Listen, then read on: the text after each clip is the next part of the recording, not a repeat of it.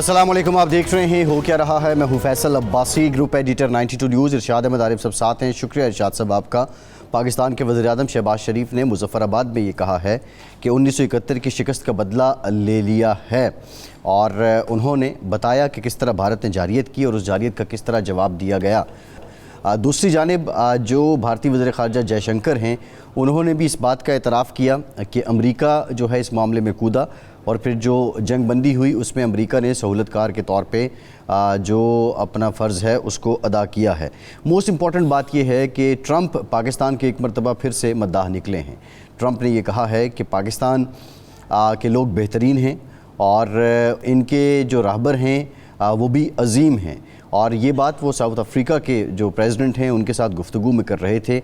और अब ट्रंप जो हैं, क्या पाकिस्तान से मुताल्लिक़ तारीफ़ें करना और ये जंग बंदी का क्रेडिट लेना उनकी ज़रूरत बन गया है, या वाक़तन वो समझते हैं कि बहुत बड़ा कारनामा उनकी इंतज़ामिया ने और उन्होंने अंजाम दिया है। दुनिया की नज़रें इस पर तो हैं। पाकिस्तान और भारत की जंग अगर खुदा न खास्ता होती तो ये कोई मामूली जंग तो नहीं थी। बहरहाल ये जो मौका है, पाकिस्तान इससे कैसे फ़ायदा उठा सकता है ऐसे वक्त में जब गुज़श्ता रोज़ वज़ीर-ए-आज़म पाकिस्तान ये कह चुके हैं कि भारत न्यूट्रल वेन्यू पर मुज़ाकरात से फ़िलहाल इनकारी है। अब पाकिस्तान अमरीका को कैसे सफारती तौर पर यूटिलाइज़ कर सकता है, और इस वक्त जो सेंटिमेंट है पाकिस्तान के बारे में ट्रंप का, उससे कैसे फ़ायदा उठा सकता है, ये कुछ बुनियादी निकात हैं।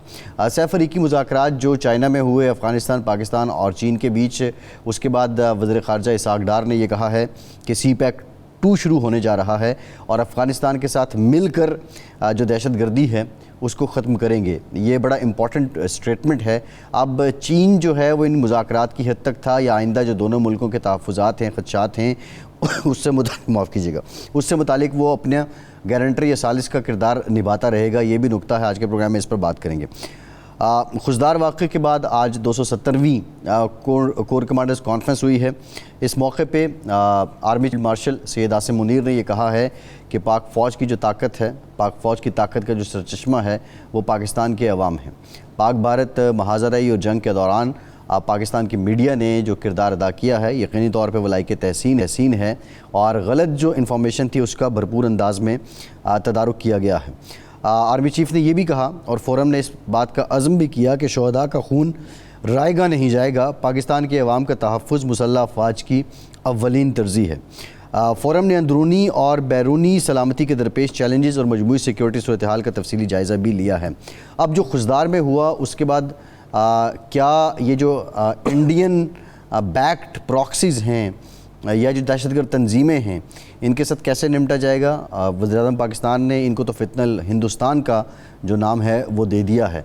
आज यकीनी तौर पे इस पर भी गौर व खोज किया गया। इन तमाम मामलात पे बात करेंगे। सियासत की बात करें तो अली अमीन गंडापुर कहते हैं मुज़ाकरात करने हैं तो बानी PTI तैयार हैं, मैं भी दस्तयाब हूँ। ये मुज़ाकरात की कहानी क्या है, कुछ है या नहीं है, इस पर भी बात करेंगे। पाकिस्तान तहरीक इंसाफ से सेनेटर अली ज़फ़र साहब भी ज्वाइन करेंगे, उनसे भी हम गुफ्तगू करेंगे। इरशाद साहब, जो प्राइम मिनिस्टर पाकिस्तान ने आज स्टेटमेंट दी है कि 1971 की शिकस्त का बदला ले लिया है, और मुज़फ़्फ़राबाद में वो थे, जो शुहदा हैं उनके वरसा में, लवाहिकीन में इमदादी चेक्स वो भी तकसीम किए गए। एक भरपूर इवेंट रहा आज मुज़फ़्फ़राबाद में।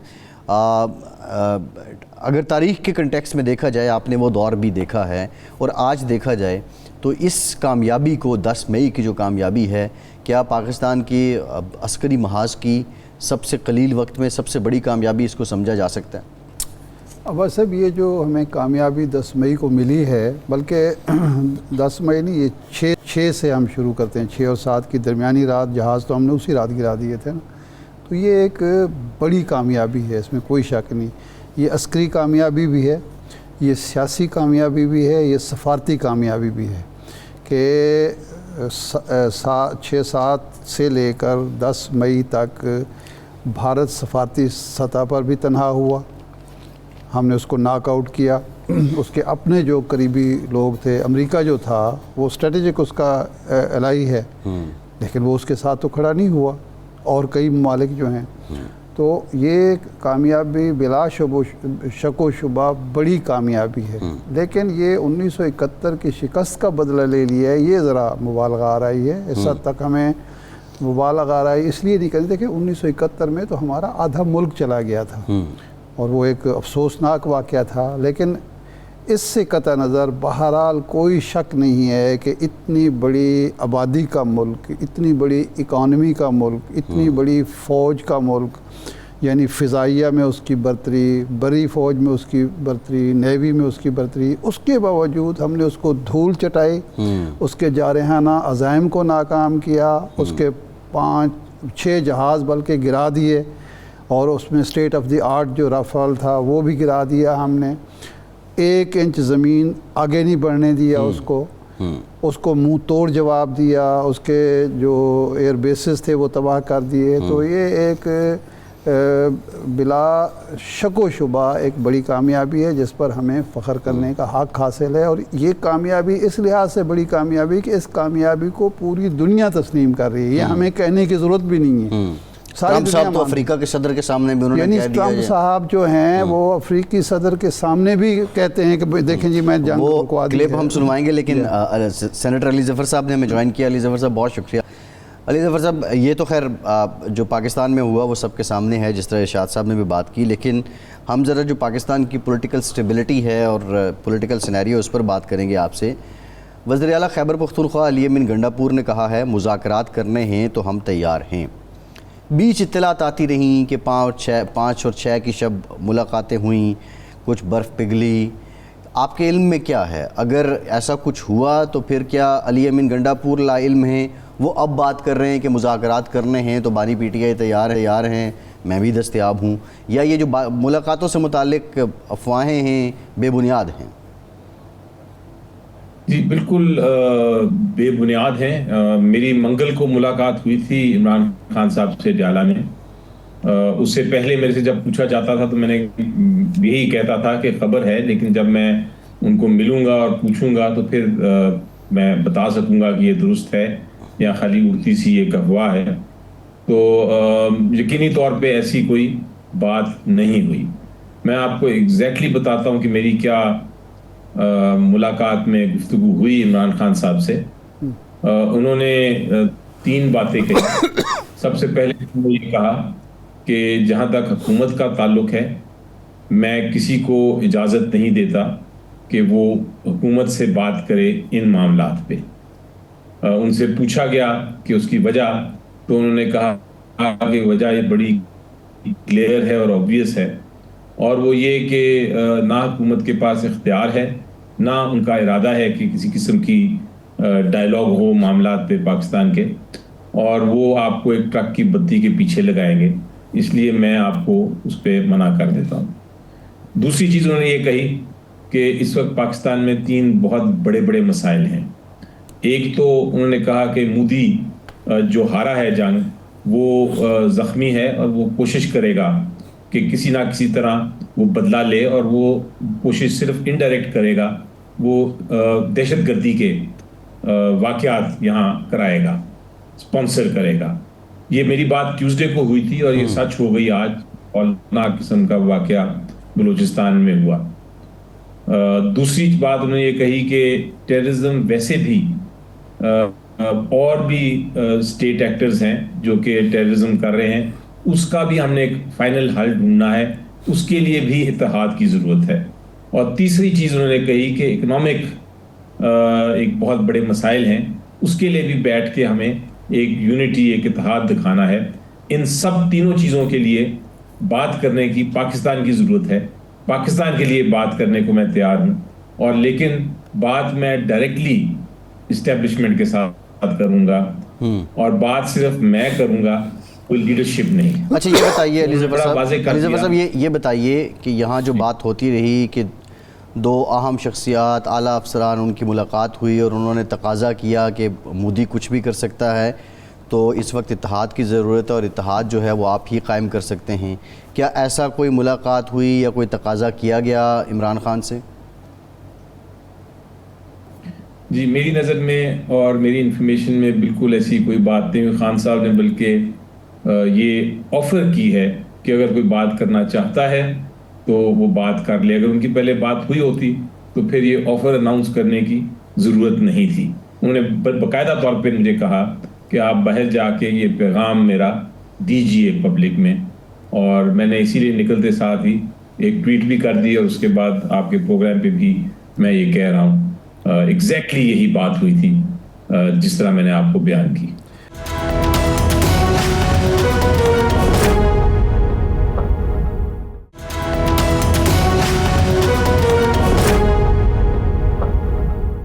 अली ज़फ़र साहब, एक तरफ आप सिविल बालादस्ती की बात करते हैं और जायज़ बात है, सिविल बालादस्ती होनी चाहिए, इस्टेब्लिशमेंट की मुदाखलत सियासी मामलात में, जमहूरी मामलात में, पार्लिमानी मामलात में नहीं होनी चाहिए।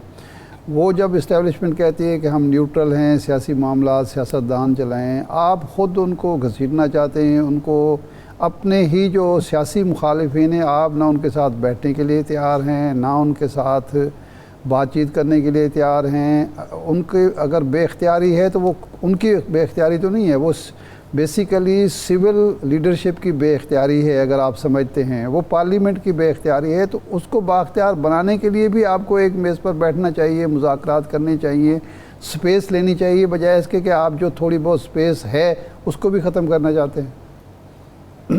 बड़ा आपका उम्दा सवाल है, और आपकी ये जो एक सवाल के पीछे जो फिलॉसफी है और जो स्टूडेंट्स है, यकीनी तौर पे अल्टीमेटली यही होना चाहिए। लेकिन बदकिस्मती से इस वक्त जो हाल है, हुकूमत खुद हमें कहती है कि हमारे पास कोई इख्तियार नहीं है और हम सारी जो है अपनी फाइनल फैसले कहीं और से करवाते हैं। जब ये पोजीशन सामने हुकूमत खुद कहती है तो उनके साथ वाकई हमारा गुफ्तगू करना या किसी किस्म की बात करना, आगे हल ढूंढना, वो उसमें वो मीनिंगलेस है, बेमायने है।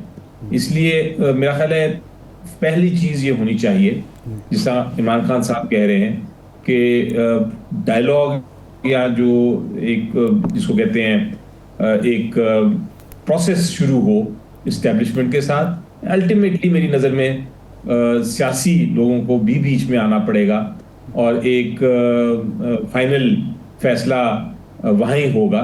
लेकिन जब तक ये पहली स्टेप नहीं होती और वहाँ एक किसी किस्म की एक समझौता कह लें आप, या एक पाकिस्तान की खातिर इन 3 इश्यूज पे बातचीत नहीं होती, तब तक आगे नेक्स्ट स्टेप नहीं हो सकती।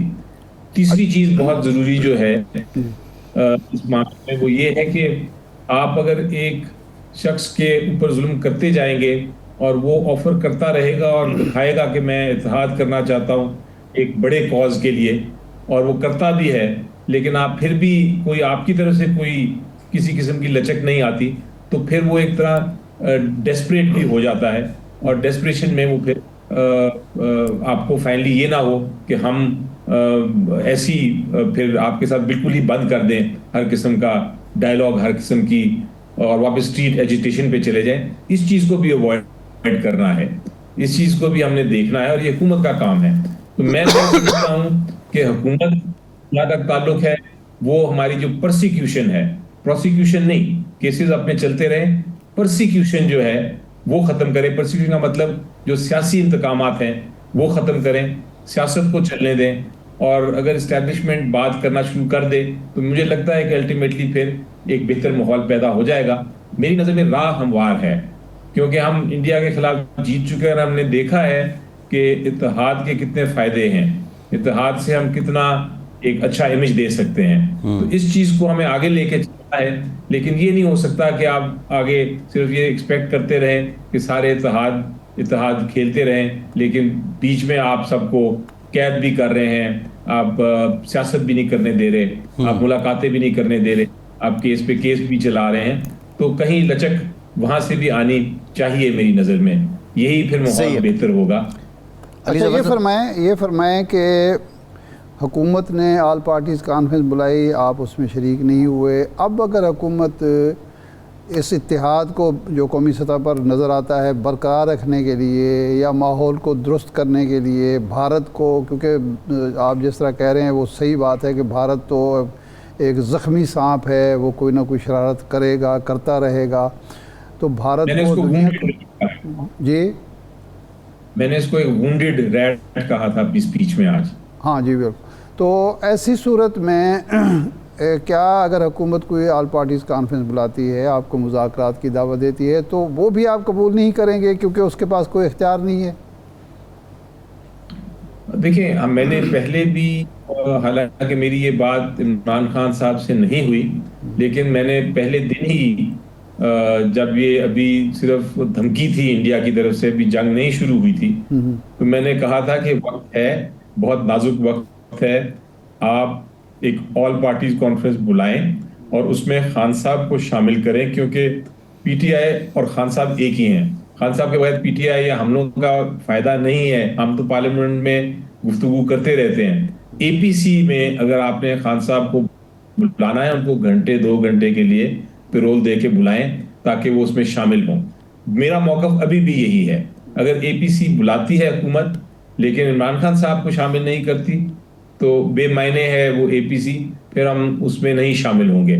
ہم پارلیمنٹ میں تو ہیں وہاں ہی ہم پھر سارا اپنی کاروائی کریں گے. لیکن اگر خان صاحب کو 2 گھنٹے کے لیے 3 گھنٹے کے لیے وہ شامل ہونے دیتے ہیں اے پی سی میں تو میرا خیال ہے پھر تو اے پی سی بہت ایک مناسب قدم ہوگا حکومت کی طرف سے. صحیح ہے. لیکن علی ظفر صاحب آپ اچھی طرح سے جانتے ہیں کہ ایک اس وقت حالات شخصیات سے یا سیاسی مفادات سے بہت آگے جا چکے ہیں. حکومت سے تو آپ یہ مطالبہ کرتے ہیں کہ وہ رولز ریگولیشنز کو, قوانین کو, عدالتی فیصلوں کو بالائے طاق رکھ کر صرف اتحاد کی خاطر ان کو پیرول پر رہا کرے. یہ آپ خود کیوں نہیں سوچتے کہ آپ یہ ضد چھوڑ دیں اور خان صاحب کی شرکت کی شرط لگائے بغیر آپ مل بیٹھیں اور وہاں یہ بات ہو کہ بھئی اب آگے ہمیں اگر بڑھنا ہے تو اس کے لیے کیا کیا طریقہ کار ہو سکتا ہے, کہیں سے آغاز تو ہو. جب آپ آمنے سامنے بیٹھیں گے نہیں, کوئی بات نہیں کریں گے تو یہ تو اسی طرح ڈیڈ لاک رہے گا, اور ڈیڈ لاک ظاہر بات ہے ملک کے لیے تو نقصان دہ ہے. لیکن اس چیز کے لیے جو فورم ہے پارلیمنٹ کا یعنی سینیٹ اور نیشنل اسمبلی, وہاں تو ہم بھرپور طریقے سے شریک ہیں اور ہم ہر روز وہاں گفتگو بھی کرتے ہیں اور سجیشنز بھی دیتے ہیں, تجاویز دیتے ہیں, نصیحت دیتے ہیں, اتحاد دکھاتے ہیں. کل مثلاً سینٹ میں انڈس واٹر ٹریٹی کے اوپر سیشن ہے, میری پہلی سپیچ ہے. میں نے ادھر بھی جا کے تجاویز دینی ہے, سمجھانا ہے حکومت کو کہ کیا اس ٹریٹی میں کیا ایشوز ہیں, ان کی شکیں کیا ہیں, قانون کیا کہتا ہے, واٹر جو بین الاقوامی قانون ہے پانی کا وہ کیا کہتا ہے, جنگ کے کیا اصول ہیں وغیرہ وغیرہ. تو ہم وہاں اس فورم پہ تو ہم بھرپور طریقے سے یہ حکومت کو ہم فیور نہیں کر رہے, ہم تو پاکستان کے لیے جو اسٹیٹ ہے اس کے لیے یہ کر رہے ہیں اور یہ میں مرتے دم تک انشاءاللہ کرتا رہوں گا. تو اس میں تو کوئی شک نہیں. اے پی سی کی جہاں بات آتی ہے, اے پی سی ایک مختلف ایک فورم ہے. اے پی سی کا مطلب یہ ہے کہ آپ آل پارٹیز جتنی بھی پارٹیز ہیں پارلیمنٹ کے اندر یا باہر ان کے لیڈران کو اکٹھا کریں, ان کے جو ٹاپ باسز ہیں ایک جگہ بیٹھیں اور بیٹھ کے بات کریں.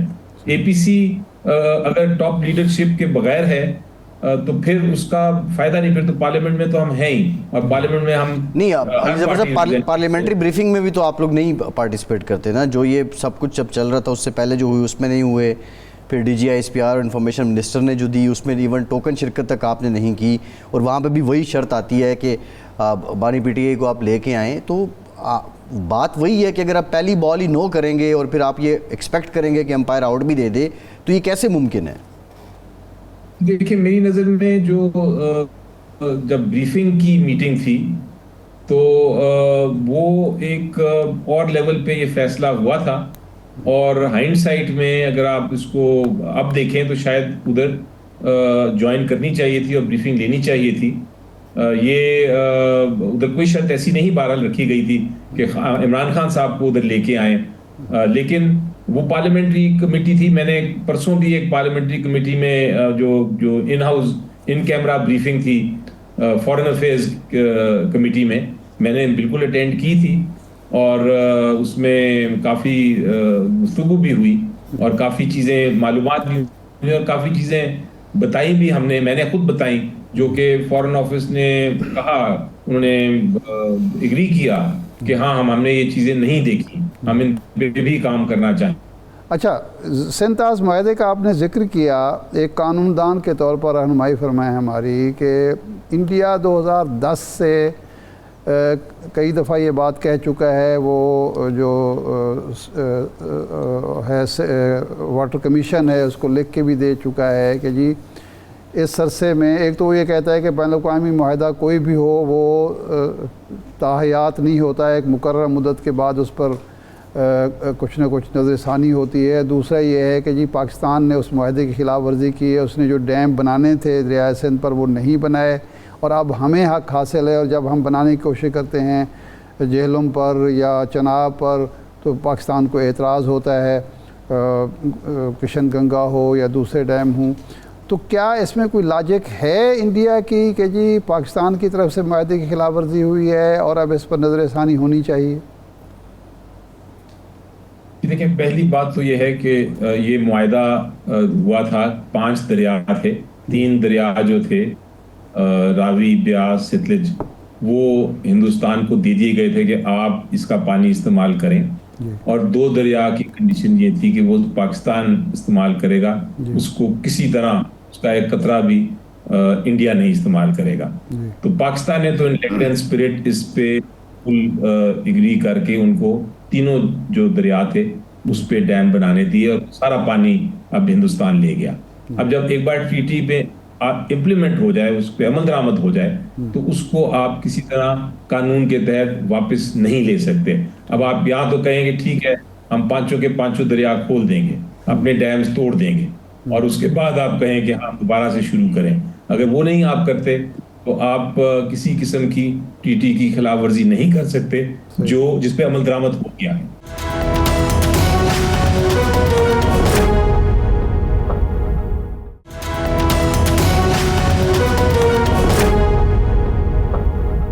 ٹیکنیکل کویسچن یہ بھی ہے اسی انڈس واٹر ٹریٹی کا جو آرٹیکل 12 ہے اور غالباً اس کی سب کلاز 4 ہے، جو یہ کہتی ہے کہ یک طرفہ وہ معاہدہ معطل نہیں کر سکتا، لیکن سگنیفیکنس اس کی کیا ہے کہ ان کی جو واٹر منسٹری ہے، جل شکتی جس کا نام ہے، وہ پاکستان کے سیکریٹری واٹر کو لیٹر لکھتے ہیں، اور ایون جو انہوں نے ڈوزیئر تھمایا تھا ہمارے ہائی کمشنر کو، اس میں اس چیز کا کوئی ذکر نہیں ہے معاہدے کی سسپینشن کا۔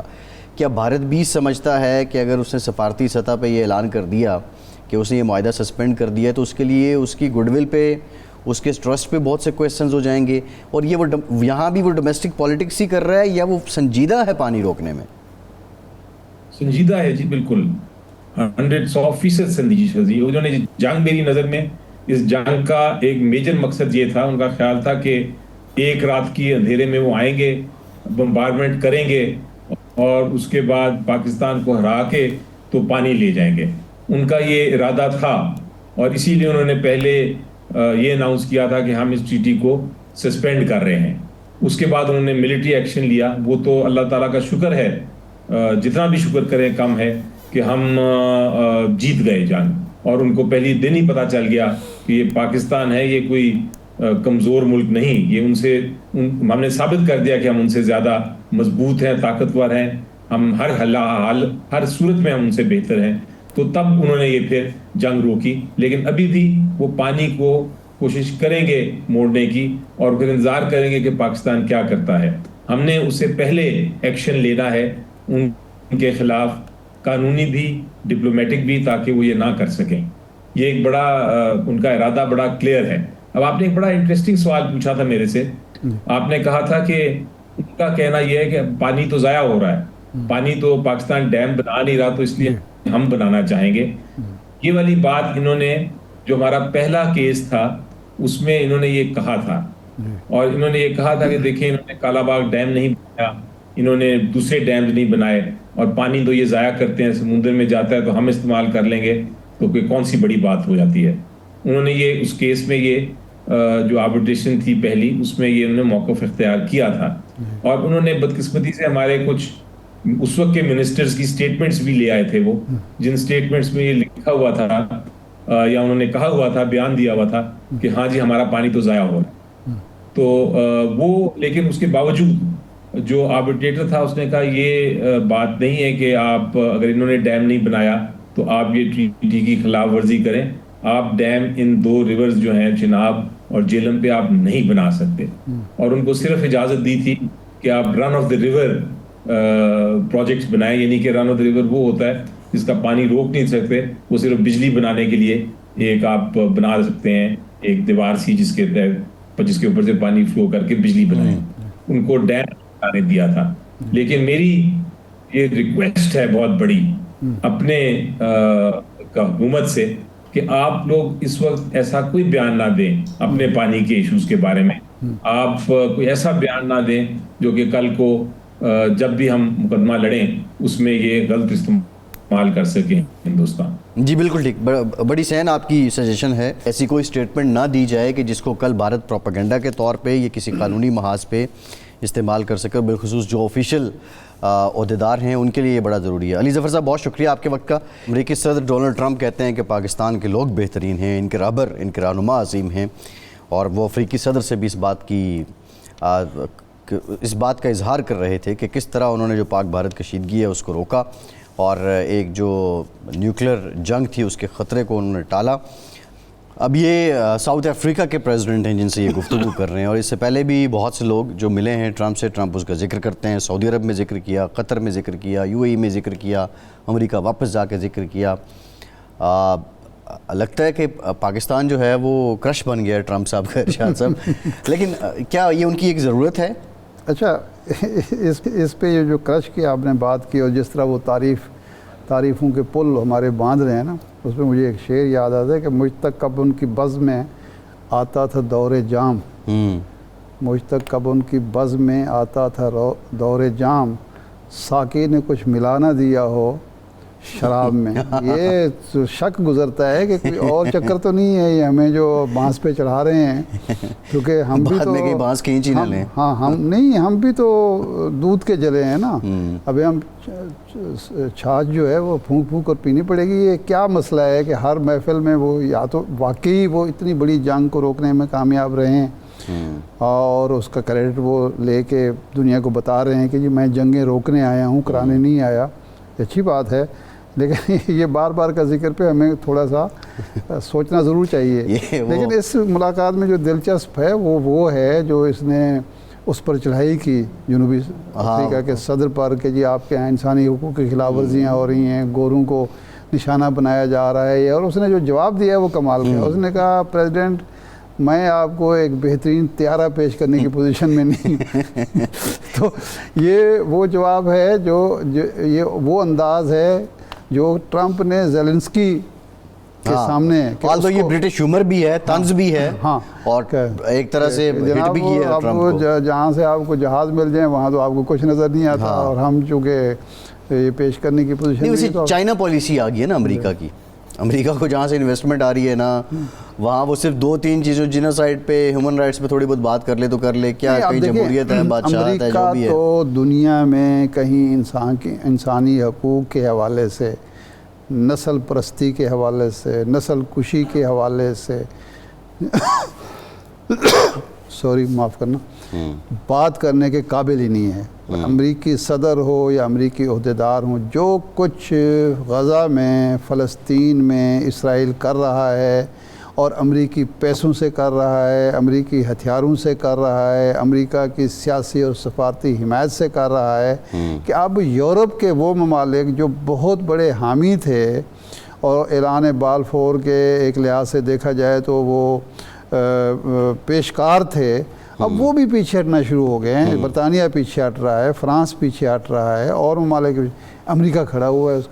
اس کے بعد آپ کہیں بھی دنیا میں اگر چھوٹی موٹی انسانی حقوق کی خلاف ورزی نہیں ہونی چاہیے, ہو رہی ہے, اور آپ اس پہ طنز کرتے ہیں یا بات کرتے ہیں, تو تھوڑا سا انسان کو اور کسی قوم کو اپنے گریبان میں جھانکنا چاہیے, اور امریکی میڈیا کو پوچھنا چاہیے کہ حضور جنوبی افریقہ میں تو آپ کو انسانی حقوق کی پامالی نظر آتی ہے یا نسل پرستی نظر آتی ہے, تو یہ غزہ میں آپ کو کچھ نظر نہیں آتا, جہاں بچے 53,000 لوگ جو شہید ہو چکے ہیں. وہ تو ریکارڈ کی بات ہے, جو ریکارڈ پہ نہیں ہے. وہ اس کے علاوہ اس میں خواتین کی بڑی تعداد ہے, بچوں کی بڑی تعداد ہے, نوجوانوں کی, سویلین کی بڑی تعداد ہے. اس میں تو کوئی گوریلے یا فوجی تو ہیں ہی نہیں. لیکن اب جو امریکہ کی آپ بات کر رہے ہیں, جو لیکن حالات بدل رہے ہیں.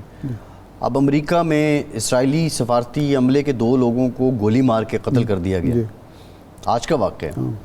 اور یہ تو بہت الارمنگ ہے, ٹرمپ انتظامیہ کے لیے بھی بہت الارمنگ ہے کہ کوئی اور برداشت کر لے, لیکن امریکہ کے اپنے لوگ اس بات کو برداشت نہیں کر رہے. وہ شعر ہے میرا خیال ہے کہ جو جلاتا ہے کسی کو خود بھی جلتا ہے ضرور،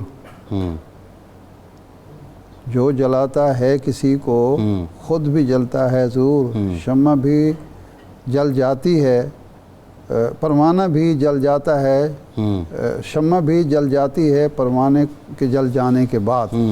تو یہ ہو نہیں سکتا کہ دنیا میں آپ ظلم کی سرپرستی کریں، ظلم پر آنکھیں بند کریں اور وہی کچھ، یہ مکافات عمل ہے، آپ کے ہاں نہ ہو۔ تو یہ ایک ایسا داغ ہے امریکی جمہوریت پر، امریکی قوم پر، امریکہ کی آزادی کے نعروں پر، انسانی حقوق کے نعروں پر، جو اگلے 100-200 سال تک دھویا نہیں جا سکتا۔ اگر امریکہ اسرائیل کو دباؤ ڈال کر یہ جنگ بند نہیں کراتا، نیتن یاہو کو عالمی عدالت کے سامنے پیش نہیں کرتا، حوالے نہیں کرتا کہ اس کو جس طرح وہ بوسنیا کے سنائی گئی تھی نا، سزا سنائی گئی تھی اور وہ گرفتار ہوا تھا، اسی طرح نیتن یاہو کا بھی محاسبہ ہونا چاہیے۔ ارشاد صاحب ایک بریک لیتے ہیں، بریک کے بعد ہمیں ڈاکٹر ماریہ سلیبا جوائن کریں گے، ہمارے ساتھ رہیے۔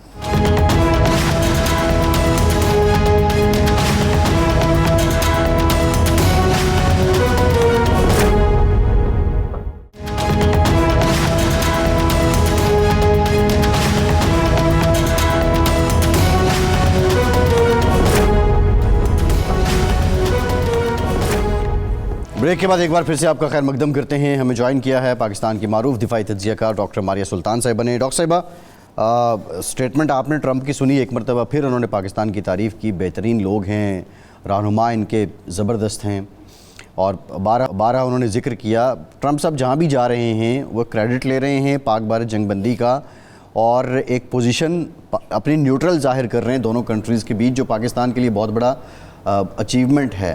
کیا یہ ٹرمپ کی ضرورت ہے کہ وہ یہ کریڈٹ لیں، یا ان کی اپروچ بڑی سنجیدہ ہے کہ وہ دونوں ملکوں کو اب ایکولی ہی ٹریٹ کریں گے؟ دیکھیں، اس میں 3 چیزیں ہیں۔ پہلی بات تو یہ ہے کہ اس میں کوئی شک نہیں ہے کہ وہ اپنی لیگیسی کو ڈھونڈ رہے ہیں، اور جو کچھ انہوں نے کرایا ہے یہ کوئی چھوٹی بات نہیں ہے، کیونکہ ہندوستان اور پاکستان دونوں ایٹمی ریاستیں ہیں، اور جس طرح ہندوستان نے ایک یہ صف بندی کی تھی پاکستان کے خلاف، اور پاکستان کے خلاف دہشت گردی کا بیانیہ بنا کے جنگ عائد کرنے کی کوشش کی، اور اس کے بعد جو پاکستان کا رد عمل آیا، اس سے ظاہر ہے خطے کے اندر جنگ کے خطرات بڑے واضح تھے۔ دوسری بات یہ کہ ہندوستان جب سے ٹرمپ صاحب واپس آئے تھے، جے ڈی وینس صاحب بھی وہاں موجود تھے، اگر آپ دیکھیں تو جنگ کے بڑے حصے تک وہ وہاں ہی موجود تھے، لیکن ان کے پاس جو رد عمل آ رہا تھا ہندوستان کی طرف سے بڑا منفی آ رہا تھا۔ لیکن جیسے ہی پاکستان کی یہ جنگ آگے گئی، ہندوستان کے ساتھ جو رد عمل سامنے آیا اور بیان مرصوص کی جو کامیابی حاصل ہوئی، اس کے بعد آپ نے کیا دیکھا؟ اس کے بعد آپ نے یہ دیکھا کہ ہندوستان بڑی تیزی سے امریکہ کے پاس گیا اور انہوں نے جنگ بندی کرائی۔ اب اس جنگ بندی کو وہ کسی صورت جو ہے یہ نہیں کہہ سکتے کہ اس میں امریکہ کا کردار نہیں تھا، کیونکہ ہندوستان امریکہ کے پاس گیا۔ دوسری بات یہ ہے کہ جب وہ چلے گئے، جنگ بندی ہوگی، ہندوستان کی طرف پہلی دفعہ یہ ہوا ہے کہ ان کے پاس کوئی ایسا بیانیہ موجود نہیں، کوئی ایسی حقیقی جو ہے جنگی کامیابی موجود نہیں جس کے تحت وہ اپنے اندرونی دور کے اوپر اپنے جھوٹ کو آگے لے کے چلتے۔ تو یہ ان کو ایک بات جو ہے بہت مشکل پڑی ہے، اور یہی وجہ ہے کہ ہندوستان پہ جیسے پریشر آ رہا ہے کہ مودی صاحب کیوں ٹرمپ کے پاس گئے، تو وہ پریشر جو ہے ظاہر ہے ٹرمپ صاحب یہ واضح کرنا چاہ رہے ہیں کہ یہ خالی ان کی ایک کوشش نہیں تھی، بلکہ ایک سنجیدہ کوشش تھی جس کی وجہ سے انہوں نے دونوں ممالک کے درمیان ایٹمی جنگ کو روکا، تو اس کا کریڈٹ لے رہے ہیں۔ دوسری بات، ہندوستان کے ساتھ جو معاملات ہیں وہ اس طرح نہیں گئے جیسے آپ وہ چاہ رہے تھے، اور اس کا جو خمیازہ ہے ہندوستان بھگت رہا ہے۔ انہوں نے ہندوستان سے جتنی آئی ٹی انڈسٹری ہے اس کو کہا ہے کہ واپس امریکہ آئے۔ انہوں نے یہ کہا ہے کہ کسی صورت وہ جو ہندوستان کے ساتھ تجارت ہے وہ امریکہ کے اصولوں کے مطابق کریں گے، ہندوستان کے اصولوں کے مطابق نہیں کریں گے۔ اور تیسری طرف یہ کہ انہوں نے یہ بھی کہا ہے کہ پاکستان کے ساتھ جو ان کے روابط ہیں، مطلب پاکستان نے امریکہ کو ڈسکریڈٹ نہیں کیا کسی صورت میں ان کے کردار کو کسی اور چیز کے اوپر، تو وہ اس بات کی وضاحت بھی کر رہے ہیں اور یہ بات بھی کہہ رہے ہیں کہ انہوں نے ایک بہت بڑا عالمی کام ادا کیا. سنجیدہ یقینی طور پہ وہ اس کی ایک سنجیدہ کوشش ضرور کریں گے اور ساتھ ہی ساتھ امریکہ کا جو لیوریج ہے ہندوستان کے اوپر اس کو بھی استعمال کریں گے. یہ ایک چیلنج ہے جو ہندوستان کی حکومت کے لیے کہ وہ کس کو کیسے بیلنس آف کریں گے, کیونکہ اس وقت جو سب سے بڑا تجارتی ان کا جو مرکز ہے وہ امریکہ ہے. اور اب امریکہ یہ کہہ رہا ہے کہ جتنے بھی معاہدے کیے کمکاسا, لیما, بیکا, STA1, اب اس کا جو اہداف ہیں ان میں سے ایک بہت بڑا ہدف جو تھا وہ امریکہ کی دفاعی صنعت تھا. اب امریکہ کہہ رہا ہے کہ وہ دفاعی صنعت میں آپ حصہ بھی دیں اور اس کے مطابق چیزیں بھی خریدیں, بوئنگس بھی خریدیں, باقی چیزیں بھی خریدیں, مارکیٹ کو بھی اوپن کریں اور سنجیدگی سے امریکہ کے ساتھی بن جائیں. اب ہندوستان کے لیے ایک چیلنج ہے یہ, کیونکہ ہندوستان اس سے پہلے دوگلی گیمز کھیلتا رہا ہے, تو یہ ان تمام چیزوں کی عکاسی بھی کرتا ہے, ان کی خواہشات بھی ہیں, ان کا کردار بھی ہے, اور اس سے بڑھ کر ان کی جو اپروچ ہے اس خطے میں وہ یہی ہے کہ ہی وانٹس بزنس, اور وہ بزنس جو ہے وہ ہر حالت میں لیں گے, اور وہ رول جو ہے وہ بھی اپنی ٹرمز پہ لینا چاہتے ہیں, ہندوستان کی ٹرمز پہ نہیں. اچھا ڈاکٹر صاحب, اس میں ایک چیز ہے کہ کیا امریکہ اب اس پوزیشن میں ہے کہ وہ ایک عالمی قوت کے طور پر مسئلہ کشمیر حل کرائے تاکہ دوبارہ اس کو مداخلت کی ضرورت نہ پڑے اور یہ تنازع جو ہے ایٹمی تنازع میں تبدیل نہ ہو؟ ایک تو یہ سینیریو بنتا ہے. دوسرا یہ ہے کہ تجارتی مقاصد کے لیے بھارت اگر تیار ہو جائے وہ مراعات دینے کے لیے, وہ سہولتیں دینے کے لیے جو امریکہ مانگ رہا ہے یا ٹرمپ کی خواہش ہے, تو پھر وہ امریکہ جو ہے ٹرمپ کا امریکہ وہ پھر انڈیا کے ساتھ کھڑا ہو جائے جس طرح پہلے کھڑا ہوا تھا. تو اس میں سے کون سا امکان زیادہ قرینِ قیاس ہے, کون سا امکان مضبوط ہے؟ دیکھیں, آپ نے سوال بہت انٹرسٹنگ کیا ہے اور تھوڑا سا مشکل بھی ہے, پیچیدہ بھی ہے. پہلی بات تو یہ ہے کہ اس وقت ہندوستان تاریخی طور پہ سب سے کمزور ڈپلومیٹک پوزیشن پہ ہے, تاریخی طور پہ سب سے کمزور تجارتی پوزیشن کے اوپر ہے, جبکہ ہم سب جانتے ہیں کہ جی مودی اور امریکہ اور ہندوستان اور امریکہ جو ہے ایک دوسرے کے اسٹریٹجک پارٹنرز ہیں. لیکن اگر آپ تجارتی لحاظ سے دیکھیں تو جو 11 سال مودی کے گزرے ہیں اس سے ہندوستان کی اندرونی ڈویژنز تو بہت زیادہ ہوئی ہیں, لیکن بہت ساری جو چیزیں ہیں وہ فالسیفیکیشن آف ڈیٹا کے اوپر بیسڈ ہیں, یعنی کہ اتنی ترقی اندرونی طور پہ نہیں ہوئی میک ان انڈیا کے تحت جتنی کہ انہوں نے وعدے کیے تھے. ڈیموکریٹس نے بہت زیادہ رعایت دی تھی ہندوستان کی IT انڈسٹری کو, بہت ساری رعایت دی ان کے IT سیکٹر کو اور بوم لانے کے لیے, اور بہت ساری واٹس ایپ سے لے کے فیس بک سے لے کے بہت ساری جو مختلف جو امریکن IT فرمز تھیں اور IT جو جائنٹس تھے وہ ہندوستان ضرور آئے. لیکن ٹرمپ کے آنے کے بعد وہ واپس آئے. دوسری بات جو ہے ہم نے دیکھا ہے کہ جو پاکستان نے 15 لاکھ سائبر حملے ہندوستان پہ کیے, ان میں سے کوئی ہندوستان کی طرف سے کوئی واضح ڈیفنس نہیں آیا, کوئی رد عمل نہیں آیا, پاکستان کے اوپر کوئی سائبر اوفینسو نہیں آیا. تو اس کا مطلب یہ ہے کہ جو کہا گیا ہندوستان کی طرف سے وہ نہیں ہو سکا. اس کے علاوہ جو IT اور ٹیک وار کے اندر بھی جو وہ پروڈکشن چاہ رہے تھے کہ جتنی تیزی سے ہندوستان جو ہے یہاں ڈیفنس انڈسٹری کے علاوہ IT انڈسٹری کو بلڈ کرے, ہندوستان اس ٹیک وار کے اندر بھی چائنا سے بہت پیچھے ہے.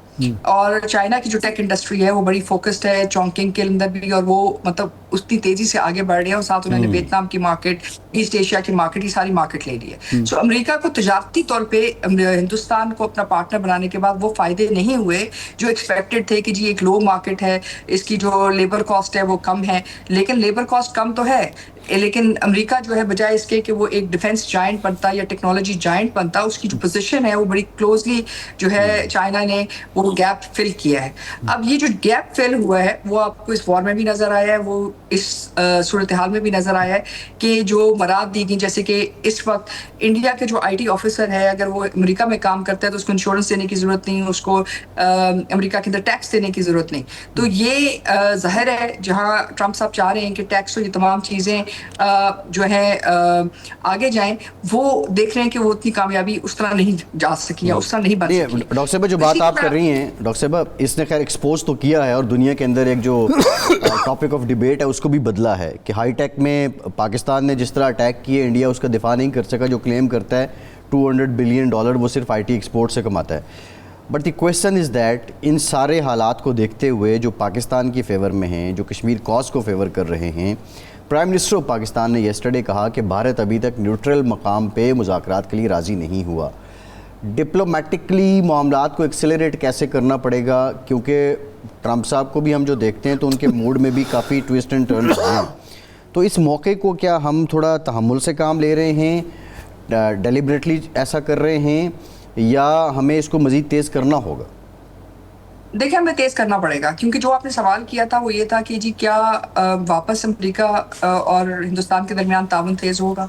देखिए, ताउन तो तेज होगा, लेकिन उसके लिए बहुत सारी एडमिनिस्ट्रेटिव डिसीजंस और लीगल डिसीजंस हिंदुस्तान को लेनी पड़ेगी। दूसरी बात ये है कि उनका जो so called apparent neutral stance है, उनको उससे निकलना पड़ेगा और उनको 100% अमेरिका के कैंप में बैठना पड़ेगा। यानी वो अमेरिका की जो एलाइज के दरमियान और अमेरिका के साथ जो गेम खेल रहे थे, उनको निकलना पड़ेगा अगर वो चाहते हैं कि वापस वो एक डिप्लोमेटिकली पोजीशन के ऊपर आए। लेकिन उसमें एक बहुत बड़ा मसला है। सबसे बड़ा मसला ये है कि ट्रंप जो है मल्टीलैटरलिज्म पे बिलीव नहीं करते हैं, वो यूएन पे बिलीव नहीं करते हैं, वो बाकी किसी किस्म की मल्टीलैटरल अरेंजमेंट बिलीव नहीं करते। वो कहते हैं दो तरफा तौर पे आपने क्या किया। सो इसमें जो लेवरेज, जो पावर पॉलिटिक्स मोदी देख रहे हैं, वो उनको नहीं मिलेगी। अब हमें क्या करना चाहिए? देखिए, हमें ये जो कल इन्होंने वाकया किया दहशतगर्दी का, इसके ऊपर इनको जो है टू टास्क लेना चाहिए। हमें इंडिया के ऊपर अपना लेवरेज और अपना जो पुश है उसको एनहांस करना जरूरी है, क्योंकि जब तक हम इन तमाम चीजों पे दो टोक बात नहीं करेंगे तब तक आपका ये प्रेशर जनरेट नहीं होगा। ठीक, बहुत शुक्रिया डॉक्टर मारिया सुल्तान साहिबा का, इरशाद साहब आपका शुक्रिया। आज के प्रोग्राम से इतना ही। अपना फीडबैक ज़रूर दीजिएगा। इजाज़त दीजिए।